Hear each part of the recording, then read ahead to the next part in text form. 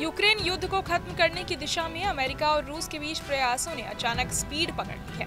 इस बीच यूक्रेनी राष्ट्रपति ज़ेलेंस्की का बड़ा रिएक्शन सामने आया है। इसी कूटनीतिक पहल के तहत अबू धाबी में दोनों देशों के वरिष्ठ अधिकारियों के बीच अहम वार्ता हुई, जो अमेरिकी राष्ट्रपति डोनाल्ड ट्रंप के प्रशासन द्वारा शुरू की गई उस नई कोशिश का हिस्सा है, जिसके माध्यम से लगभग 4 वर्षों से जारी युद्ध का समाधान खोजा जा रहा है।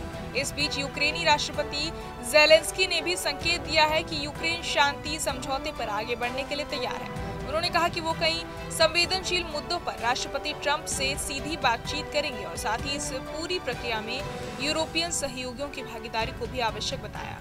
उधर ट्रंप ने दावा किया कि यूक्रेन मुद्दे के समाधान के काफी करीब पहुंचा जा चुका है। अबू धाबी में हुई मुलाकात में अमेरिकी आर्मी सेक्रेटरी डैन डिस्काल ने रूसी प्रतिनिधिमंडल के साथ शांति प्रस्ताव के विभिन्न पहलुओं पर चर्चा की। उनके प्रवक्ता लेफ्टिनेंट कर्नल जेफ टोलबर्ट ने बताया कि सोमवार रात से मंगलवार तक चली इन चर्चाओं में यूक्रेन में स्थायी और टिकाऊ शांति स्थापित करने पर गहन मंथन हुआ और बातचीत बेहद सकारात्मक माहौल में आगे बढ़ी। हालांकि बैठक की विषय वस्तु और रूसी दल में शामिल अधिकारियों की पहचान सार्वजनिक नहीं की गई है। अमेरिकी अधिकारियों के अनुसार सेक्रेटरी ड्रिस्काल अबू धाबी में यूक्रेनी अधिकारियों से भी अलग से मुलाकात कर सकते हैं, ताकि आगे की रणनीति के बारे में एक मत बनाया जा सके। अमेरिका ने यूक्रेन को 28 सूत्रीय शांति योजना का मसौदा सौंपा है, जिसमें युद्ध समाप्त करने के लिए कई कठोर शर्तें रखी गई हैं।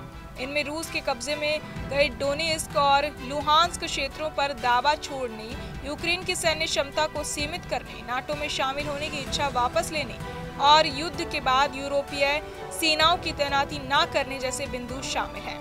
रिपोर्टों के अनुसार ट्रंप ने यूक्रेन को इन शर्तों वाली शांति योजना पर अपनी स्थिति स्पष्ट करने के लिए 27 नवंबर की समय सीमा दी है। इसी बीच ज़ेलेंस्की ने यूरोपीय नेताओं से आग्रह किया कि वो यूक्रेन में एक रीएश्योरेंस फोर्स तैनात करने के लिए एक ढांचा तैयार करें और स्पष्ट किया कि जब तक रूस युद्ध समाप्त करने की वास्तविक मंशा नहीं दिखाता, तब तक उन्हें यूक्रेन का समर्थन जारी रखना चाहिए। दूसरी तरफ अमेरिका और यूक्रेन योजना में मौजूद मतभेदों को खत्म करने में जुटे हैं। इस सिलसिले में जिनेवा में अमेरिका, यूक्रेन और यूरोपीय देशों के शीर्ष अधिकारियों की बैठक हुई, जिसमें शांति योजना की कमजोरियों को दूर करने और यूक्रेन के हितों की रक्षा करते हुए इसे संशोधित करने पर चर्चा हुई। साथ ही रूस के विदेश मंत्री सर्गेई लावरोव ने कहा कि नई संशोधित योजना में अलास्का में अगस्त महीने में राष्ट्रपति पुतिन और राष्ट्रपति ट्रंप के बीच हुई शिखर वार्ता में बनी सहमति की भावना परिलक्षित होनी चाहिए। इन कूटनीतिक गतिविधियों के बीच यूरोपियन शेयर बाजारों में उत्साह देखने को मिला और युद्ध के संभावित समाधान की उम्मीद में बाजारों में मजबूती आई। इसी समय रूस ने यूक्रेन की राजधानी कीव समेत कई क्षेत्रों पर रात के दौरान 22 मिसाइलों और 460 से ज्यादा ड्रोन से हमला किया, जिसमें कई इमारतें ध्वस्त हुई, ऊर्जा ढांचा प्रभावित हुआ और 7 नागरिकों की जान गई।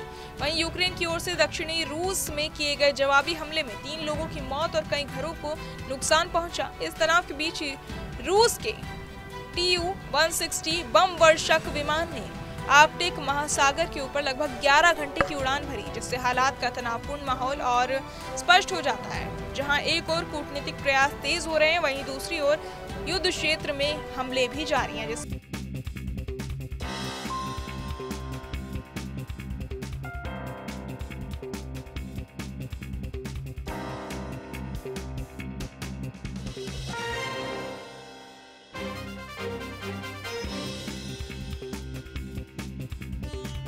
जहाँ भक्ति है हर शब्द में, कथाओं में छुपे हैं दिव्य रहस्य और ज्योतिष देता है जीवन को दिशा। धर्म से जुड़ी हर बातों को जानने के लिए हमारे चैनल स्तुति को सब्सक्राइब करें।